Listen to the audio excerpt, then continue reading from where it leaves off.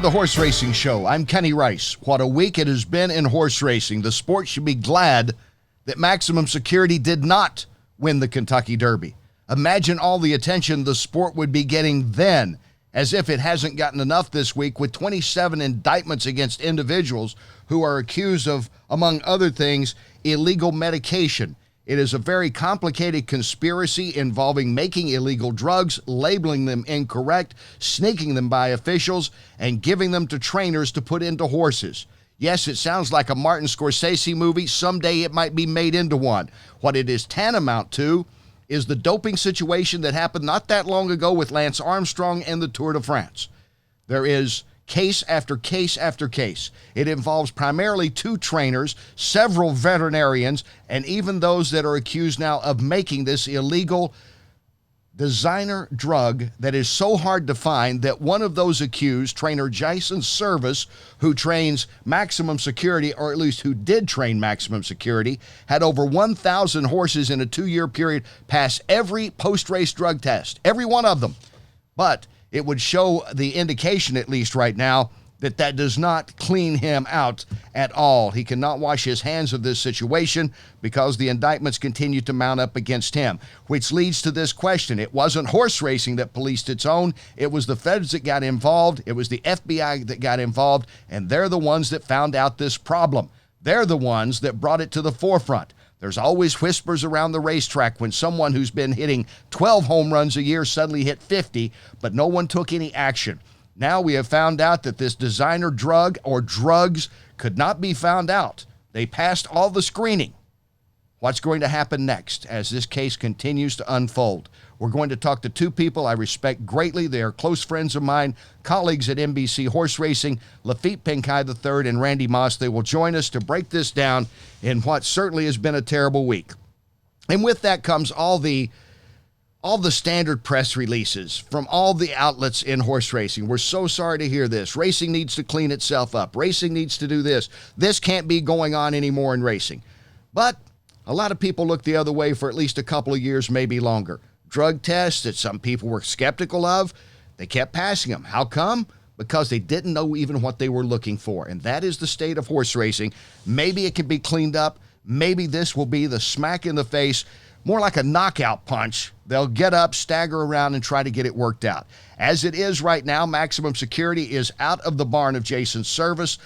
Gary West, the owner, did that immediately. He is now in the hands of Hall of Famer Bob Baffert, Maximum Security. But here it is, and this is a lot of guilt until proven innocent. And right now, all these people have been indicted, so you have to give them the benefit of the doubt that they're innocent until proven guilty. But the National Thoroughbred Racing Association conducts a weekly poll. I am one of dozens of guys and girls that vote in this poll.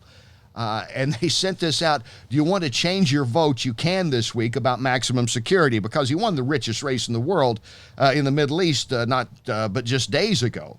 And I had him ranked number one. I think most people did.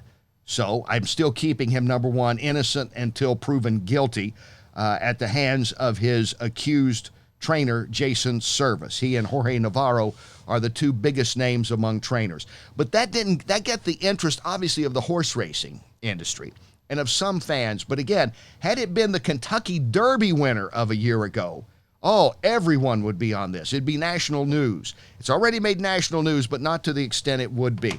Again, this is the Tour de France on 4 legs right now, what's happening in this conspiracy in horse racing. When we come back, Laffit Pincay III will join us to talk about this, Randy Moss later on. Keep it right here on the Horse Racing Show.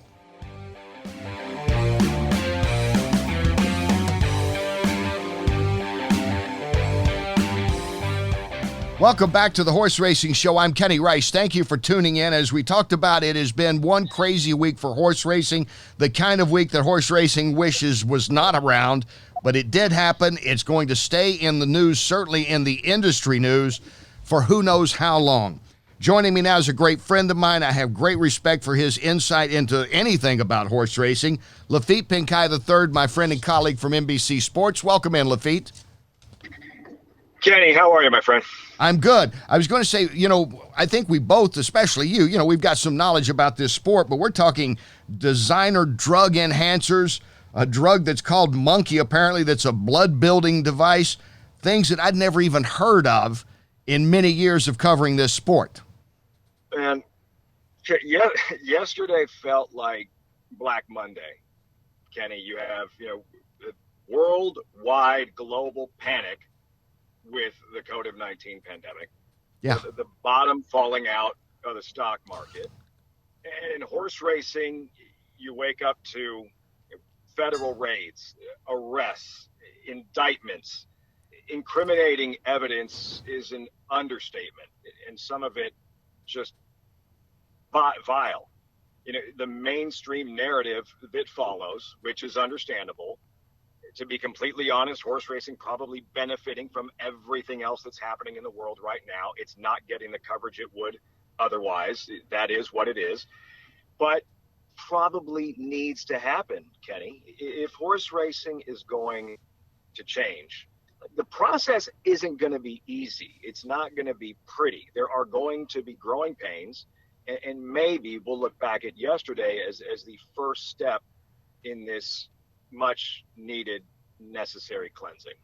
Laffit, I have said on the show that I don't think the government should be involved. I said this a couple of weeks ago because there's a congressman in Kentucky that was he authored a bipartisan bill where they would take in more into the federal government, the government regulations on horse racing, particularly on drugs and administering medication.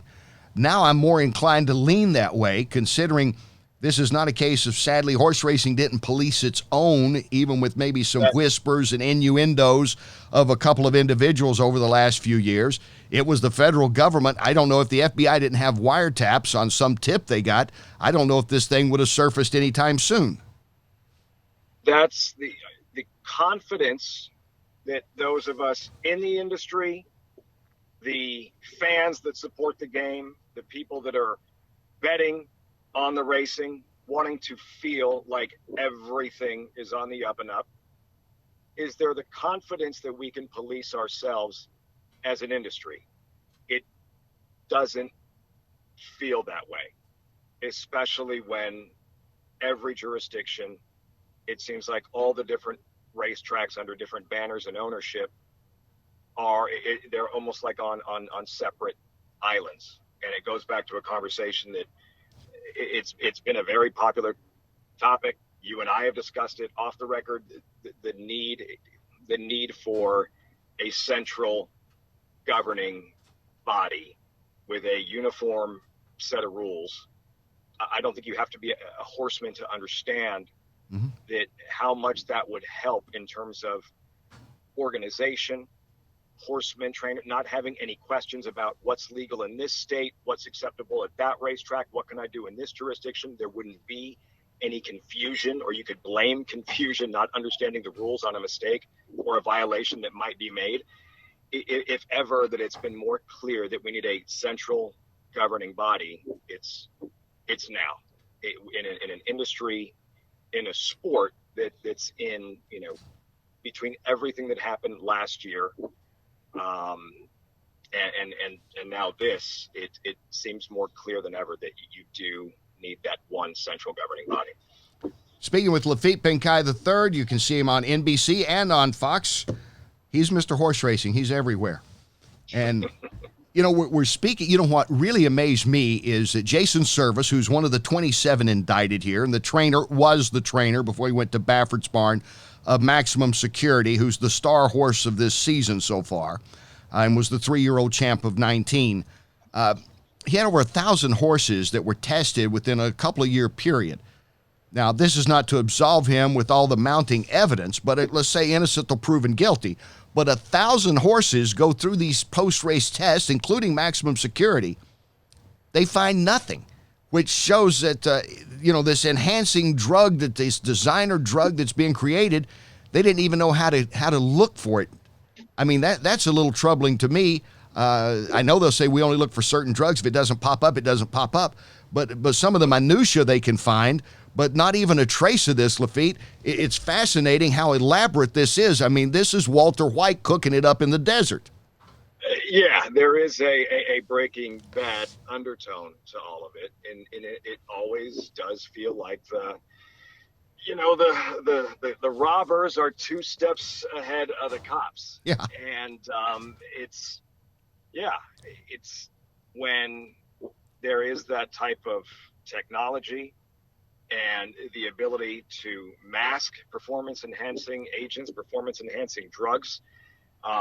Sure, there's always been kind of this horse gets claimed by a Jason Service, or a horse is claimed by Jorge Navarro, and you see the instant improvement and horses in certain parts of races where you feel like they should be fatigued, and they'll re-brake and accelerate, re-accelerate. There's certain things that happen in sports that you just kind of scratch your head and you don't have any proof. But how did that athlete do that? Yeah. That athlete looks different and is doing things he or she has never done before. I think it also, and it creates also, in sports in general, there's a certain sense of paranoia whenever somebody does something too good. Even if somebody's done it the right way and improved and gotten better at their craft, you're always going to be suspect. Is this individual doing things the right way, or has he or she found an edge? Is there cheating involved, and how much cheating? Which kind of leads me to this. You would think somewhere along these lines, with 1,000 of horses that go through this post-race screening and they're all passing, and the marked improvement from a stable that doesn't seem to have this kind of success, or hadn't up until this brief period of time, I don't know. You would think that maybe you'd look at it a little closer. I don't understand how that many horses could go through and pass, other than, I guess, they just made the best possible designer illegal drug in the history of horse racing. Yeah, if they're testing clean and have found a way to beat the testing, and if you've found an edge, and look, some in competitive sports, there is that mindset: if you're not cheating, you're not trying. Do I subscribe to that? No, of course not. Exactly. You hear about the Patriot way. There's a reason Peyton Manning was so paranoid about even having conversations about the game plan in the locker room when he was up in Foxborough or up at the stadium. Now they would have these conversations in the tunnel. They always felt like they were being listened to. So it becomes, you get to a point where in a case like this, when these guys are two steps ahead and find a way to beat the testing, and now that it's been blown out of the water, I think what we will see, Kenny, is some serious punishments to make an example out of these guys in an attempt to scare people into doing the right thing, not taking those edges, not cheating, understanding what the consequence is going to be, and what's to follow. What other investigations are underway? What about the owners? These are all questions and follow-up. This isn't the end of the story. This is going to continue. And as you said in your introduction, this is something that's going to be an overriding narrative, an overriding cloud in horse racing, and certainly with the Triple Crown just around the corner. This is going to be a major topic of conversation, and rightfully so. And when we come back, we'll actually talk about racing on the track and horses and horses to look for leading up to the Kentucky Derby as the countdown to that is underway. We're talking with Laffit Pincay III on the Horse Racing Show. Stay with us.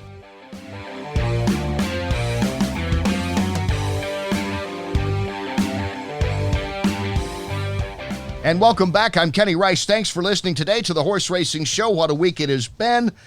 And we're glad to have my friend and colleague at NBC, Laffit Pincay III, kind of helping just get some thoughts about this, because we'll move on to actually the Triple Crown Road, the Derby Road, in just a minute, Laffit.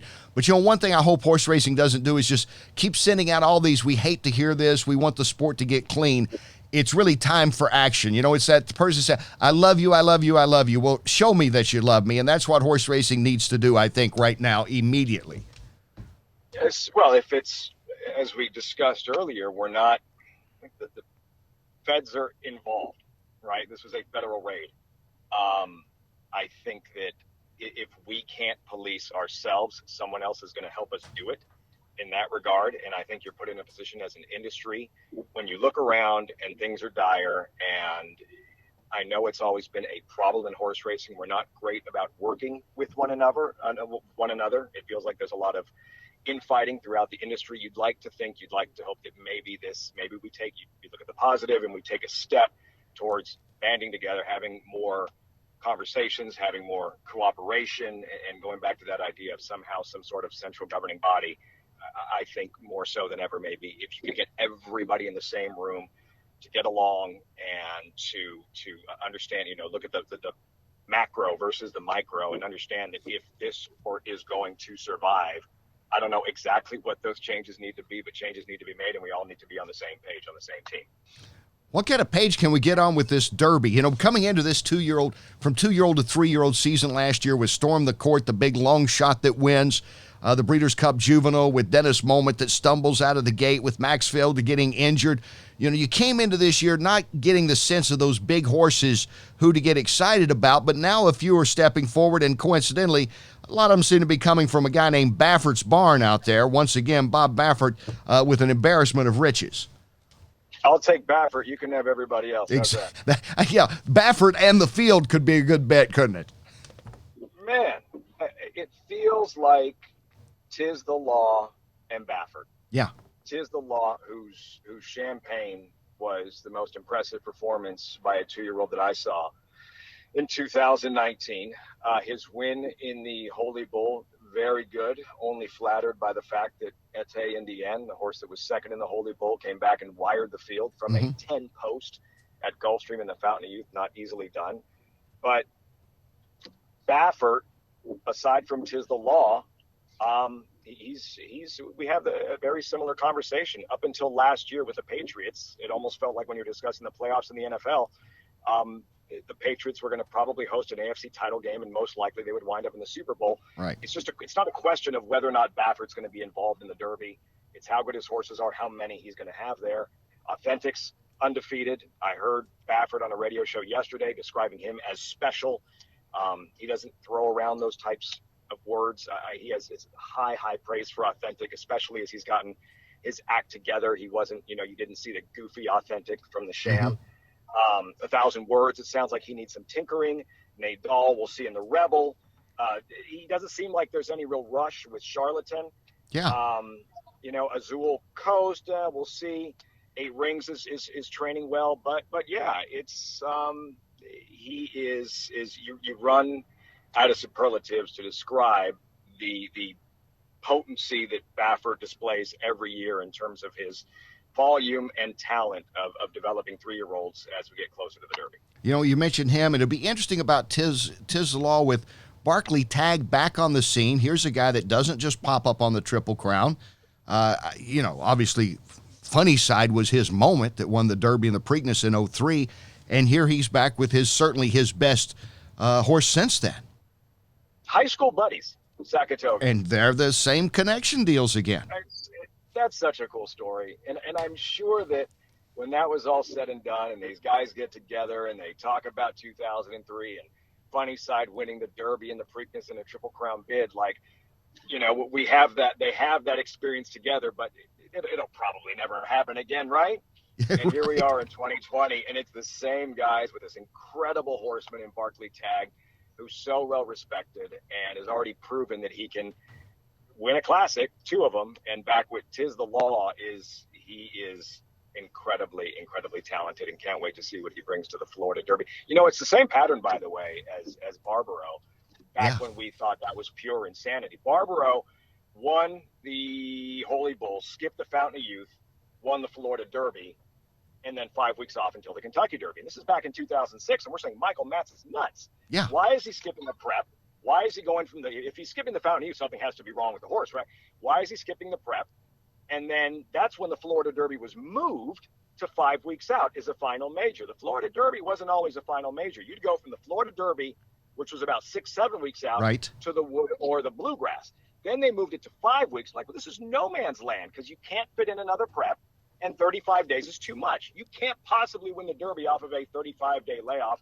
It hadn't been done since Exterminator in the 30s or whatever, and Barbaro was able to do so.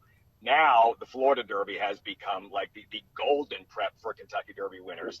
That's what trainers really look at, is that 5 weeks. Remember, 3 of the last 4 Kentucky Derby horses that crossed the wire first right. in the Kentucky Derby were Florida Derby winners, never mind the fact that Maximum Security was disqualified last year. But this approach that was very much questioned back in the mid-2000s, now with Barclay Tagg taking the same approach with Tis the Law, it's not questioned because it's proved that it works. It has worked time and time again. Talking with Laffit Pincay III from NBC Sports and Fox Sports Horse Racing as well. Laffit, we're talking about Baffert horses, Barclay Tagg, of course, with Tis the Law. You mentioned Etu Indian and, another one, Sol Volante, that's coming out of the Patrick Biancone barn. There's a guy that doesn't just pop into the trail of, I think of Lionheart back in 2004 when he ran second to Smarty Jones. There's a guy back on the scene. It's really going to make it kind of interesting. It's like Baffert and a bunch of people maybe that are just kind of getting a shot here once again or popping back up after a long absence. Yeah, Sol Volante and Ete Indian, who are both bred for grass and began their career on grass for Patrick Biancone. But that's something he's always kind of been good at. Yeah. He likes to start horses on grass regardless. Sol Volante is kind of a cool story in that part of the reason Biancone and his daughter purchased the horse is because he reminded him of his 1984 Arc de Triomphe winner, Sagase, which is just mind-boggling. And with Ete Indian, you brought up Lionheart. Biancone says he's a lot like Lionheart, except Ete Indian is easier to handle, easier to train, not as headstrong. Lionheart was going to go as far as he could, as fast as he could. And he was an all-out front runner who was going to do all his damage when he was able to clear early on. Right. As you mentioned, that big second-place finish with Mike Smith on a wet racetrack against Smarty Jones. If you watch the Fountain of Youth, Ete Indian will shut it down. The way he cleared from an outside post with that short run to the first turn when they run a mile and 16th at Gulfstream, you don't see that. He broke so sharp, which he didn't do in the Holy Bull. He broke actually a little bit sluggish in the Holy Bull and had to kind of work his way around Tis the Law. He was in front in 3 jumps, but in the middle of the race, he came right back to Florent Geroux, dropped his head, and settled down. And then when Geroux asked him to pick it back up, he did immediately. When jockey's talking about horses, they're almost like driving cars. They have these different gears. That's what you're seeing from Ete Indian. That day he made the lead and went wire to wire, but he will also come down back to you. And I don't think he'll have any problem relaxing off of a hot pace if necessary in a Kentucky Derby-like scenario. Laffit, it's always great to catch up with you. We will talk again before the Derby, and I look forward to seeing you in person. Anytime, Kenny. Thanks as always. Thank you. Laffit Pincay III with us. Stay with us. More coming up here on The Horse Racing Show.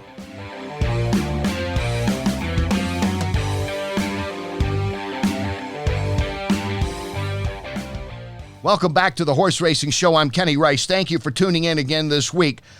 I wanted to get this guy on certainly to talk about the Kentucky Derby, and then in light of what has unfolded within the last few days with the 27 federal indictments and the accusations and a couple of named trainers, including Jason Service, who trained Maximum Security trained. He's now going on to the Bob Baffert barn, as we mentioned earlier.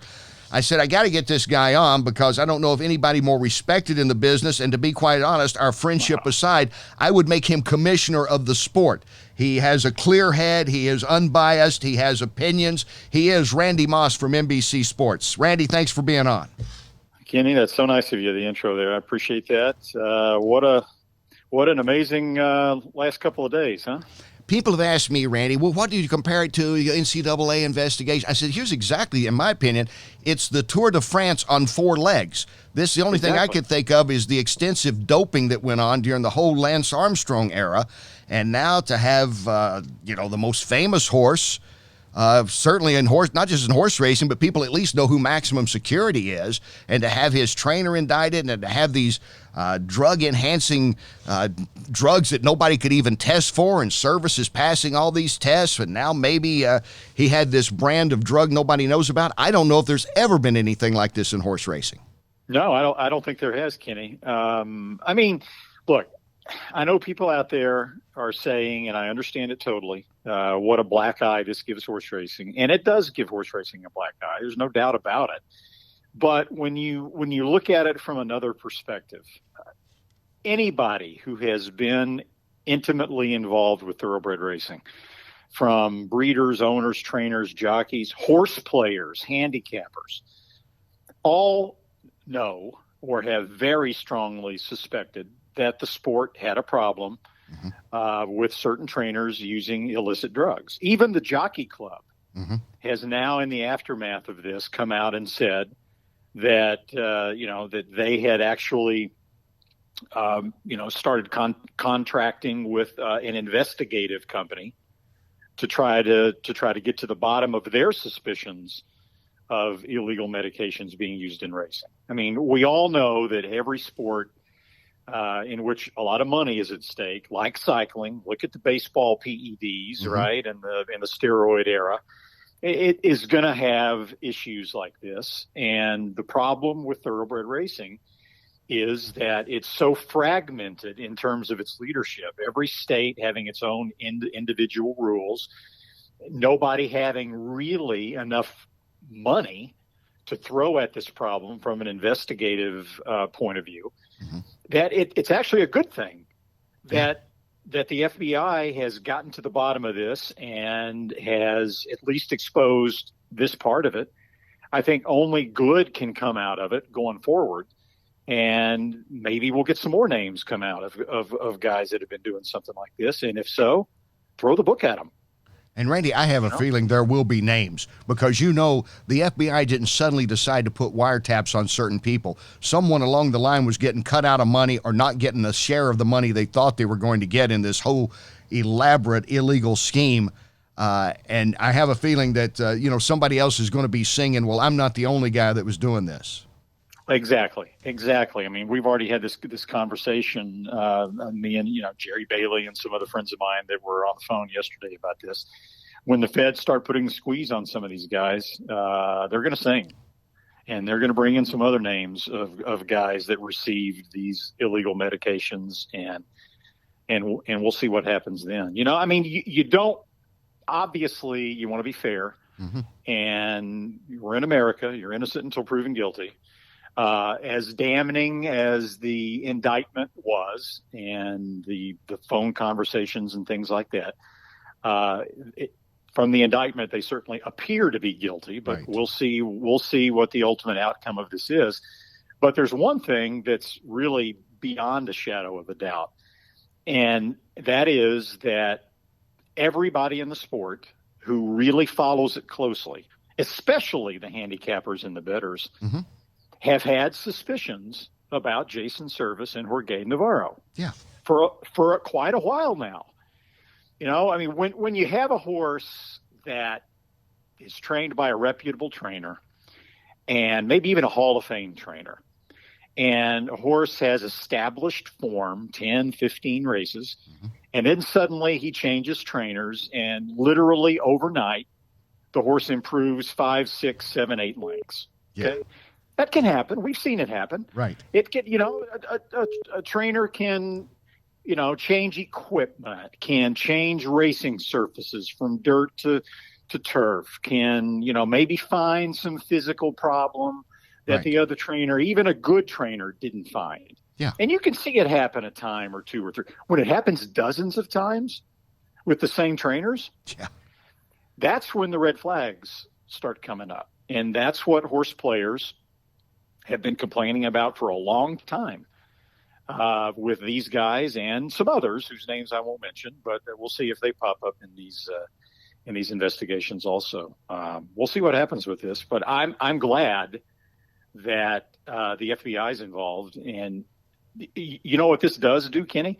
This is going to really give a boost to the Horse Racing Act that's in the legislature right now. Right. That's it. Yeah, I agree. We're talking with Randy Moss of NBC Sports, and Randy, a few weeks ago, I said, I'm not big on government getting involved in anything. This was about 3-4 weeks ago. Now, considering government has done the best job of policing racing in recent years, just in the last few days, I do think that somebody needs to step in. I'm still not sure that there's enough people, even with all that's going on now in the business, that will come together and say, if we can't have a commissioner, and I don't know if that'll ever happen, at least we've got to come down with a governing body of a select few. We can't have like 40 people commissions, and we've got to start cracking down on this medication and looking closer at suspects and going in and kind of come up with new ways to test if the individual, like we were talking about in the service situation, if there is suspicion and the horses keep passing the test but keep exceeding their expectations. We all know everything government touches, it tends to screw up. Yeah. I think even if you took senators and representatives out for a beer, they would admit that as well. Right. But this can't get any more screwed up than it already is. I mean, horse racing has demonstrated over decades now that it is incapable of cleaning up its own act as far as illegal medications are concerned. And it looks, look what the FBI is able to do with its resources. And I think it is time for, at least in the medication field, for some sort of federal intervention. And I think it could only, in my opinion, be a positive thing. And this comes right on the heels of Mark Cassie's op-ed in the Thoroughbred Daily News. Great op-ed. About clenbuterol. Yeah. I had a half-hour conversation with Mark on the phone just the other day, and he says he's not going to take his foot off the gas. He's going to keep going full bore until clenbuterol is outlawed in racing. That's another drug that is being legally abused. Yes. So maybe we can get a lot of this stuff cleaned up, Kenny. Randy, the one thing I hope that horse racing doesn't do, and I understand at this moment the political and public relation need for, we love our horses, we want to protect our horses, we're so glad that this has happened, we don't want this to happen again. But they really need to be very proactive now and say, okay, here's what we're going to do. And we're either going to work with government or we're going to take more account into ourselves. And some of you people may be offended that own these racetracks, but we've got to get together. And we can't just keep issuing, we love horses and we're sorry this happened. Couldn't agree more. Very well said. Could not agree more. Well, I hope that when Randy Moss is commissioner and I get on the commission with him, and we see guys hitting 12 home runs a year that suddenly hit 50 the next year, we would take a closer look at that, I believe. Talk about a job that no one would want.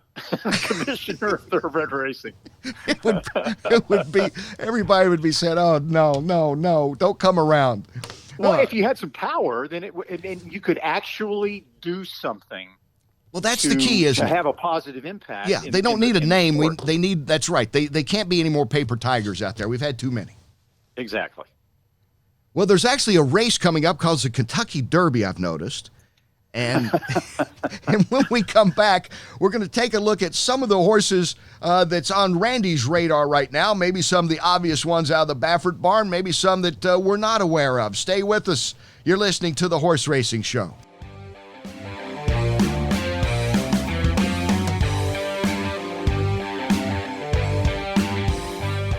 Welcome back to The Horse Racing Show. Great guest today in Randy Moss of NBC Sports. Great insight as well on all this mess that's happened and is going to continue to unfold, and revelations are going to come out and fingers are going to be pointed and some people are going to do jail time, and it's just going to be a mess, but maybe, as we were talking about earlier, a mess that the sport needs. Talk about a shakeup. They got it now. And Randy, I want to start talking a little bit about the Derby, but I was just curious, do you think some of this might lead to some of the horse deaths, this enhancing designer drug medication that was been illegally, the accusation illegally used? Maybe it wasn't just limited to the areas it's been limited to? Well, I mean, I think you certainly have to keep that in mind as a possibility. I mean, anytime you're giving a horse a medication that will force the horse, for the lack of a better word, encourage the horse, whatever, run beyond his normal capabilities, and maybe in the case of the poor horse XY Jet, who was in the indictment, maybe, run a fast race in spite of physical infirmities that he would otherwise feel and, protect himself, then that certainly obviously can lead to injuries. And that's one of the most tragic parts of that whole indictment is the quote that I don't know who it was, but it was one of the intercepted phone calls where they mentioned, whether it's true or not remains to be seen, but the 6 horses that that the guy had killed, basically, right, they were trained by Navarro. Yeah. I mean, the horses got to come first in all this, and that's definitely something you got to keep in mind.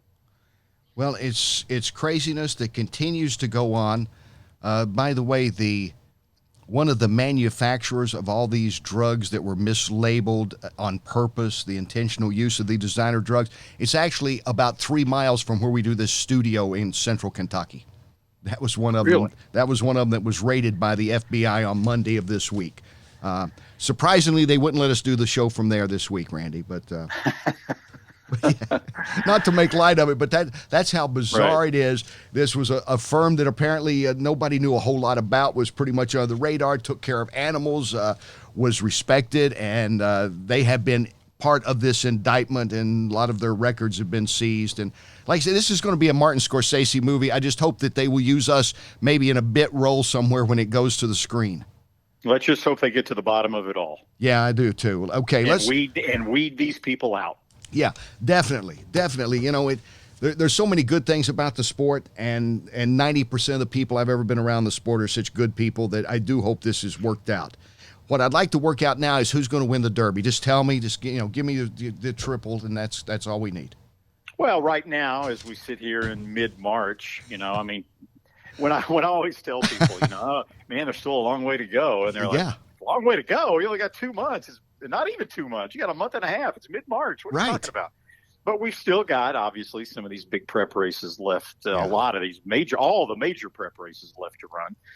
And nowadays, with 3-year-olds, they run so less frequently than they used to. They're so much more lightly raced that these final prep races are even more important than they used to be. Back in the old days, these horses had already run, a dozen, 15 times, maybe even more. And you had a really good line on their strengths and their weaknesses. You had a good pecking order sometimes, especially on the East Coast. But now you don't know a lot about these horses, and you really want to see these final preps. Right now, as we sit here talking, I think you got a big 3. I would put Authentic and Tiz the Law at the top. Yeah, I'm not sure which I would put number 1. I would probably put Tiz the Law number 1 and Authentic number 2. Mm-hmm. But that would be really, really close. And for a third, I would put Honor AP, who was second to Authentic in the San Felipe this past Saturday. I know from talking to Bob Baffert, who, by the way, is now the new trainer of Maximum Security. Exactly. Yeah, I thought that was a good move on West's part, didn't you, Gary? Didn't waste any time. Yeah, it's funny. Yesterday, let me get off the Derby real quick, and I'll get back on it. Yesterday, as soon as this stuff broke, I texted Baffert, and I said, "Have any room in your barn for Maximum Security?" Yeah. And I said, I would be shocked if you haven't already gotten that phone call. Yeah. And Bob's response was only LOL. And then he changed the subject.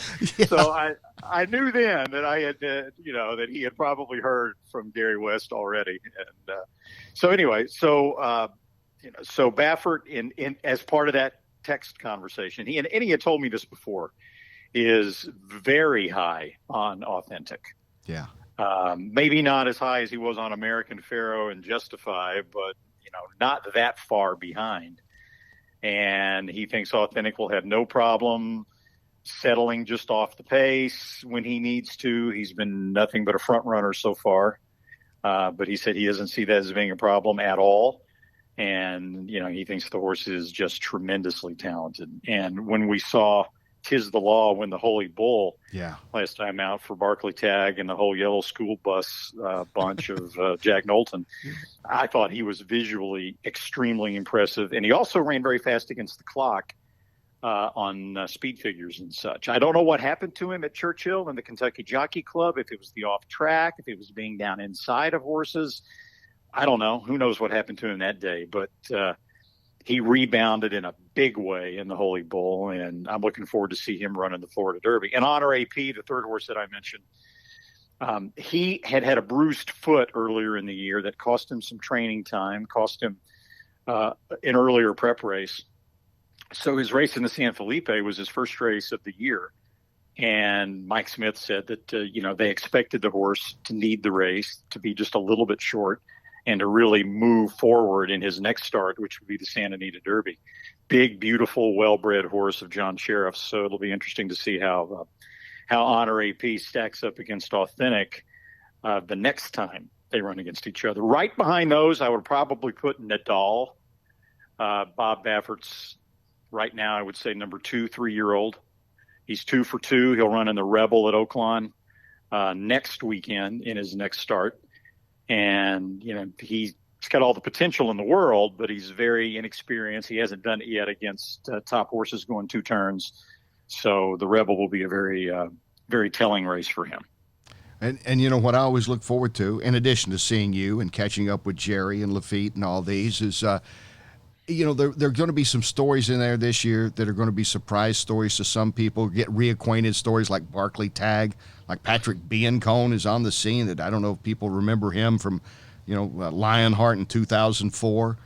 John Sheriff's, you remember? I don't, guys that you don't. Baffert's the obvious. It's like Baffert and everybody else. Yeah, he's the Bob Baffert is sort of the Bill Belichick of horse racing. Yeah. Or I think it might be better said, he's the Nick Saban of horse racing, right? Because new faces all the time. Yeah. But he just reloads. He's I don't think Bob necessarily has to go recruiting, although, he does obviously go to some of the sales, but I think the horses basically come to Bob because he's got such a great record with 3-year-olds, obviously, that he doesn't have to really beat the bushes too much to recruit like they would in college football. But like Nick Saban, he always seems to be loaded every year, and this year's no exception. Yeah, good analogy too, by the way, which I would expect nonetheless from you, by the way. Well, Randy, we'll be catching up soon in person, and maybe talk again just beforehand as we get closer to the big race. All right, Kenny, let's do it. Always great to hear from you, my friend. Thank you, pal. Thank you. Randy Moss of NBC Sports with always great insight. More when we come back here on the Horse Racing Show.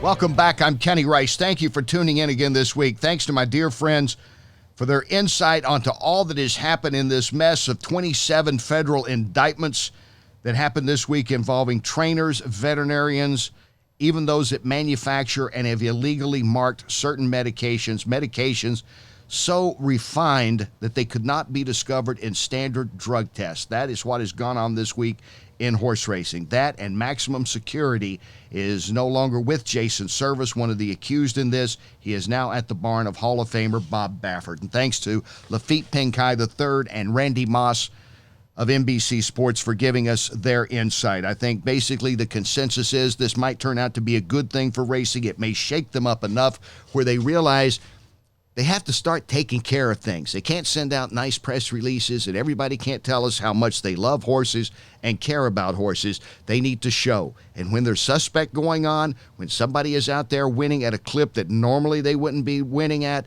they have to take a closer look, because that is what has brought all this about. Well, what's really brought it about, someone snitched out there. They were mad. A lot of money changing hands, and they weren't getting their share of it. Someone turned someone else in. I have a feeling more names will be surfacing in the next few weeks. Meantime, we'll talk more about the Derby and other things next week. Ben Chaffins, thank you as always. No, thank you, Kenny. It has certainly been an interesting show, an interesting time in racing. More coming up next week. I'm Kenny Rice. Thank you very much for tuning in, for watching, and for listening to the Horse Racing Show, episode number 58. See you next week.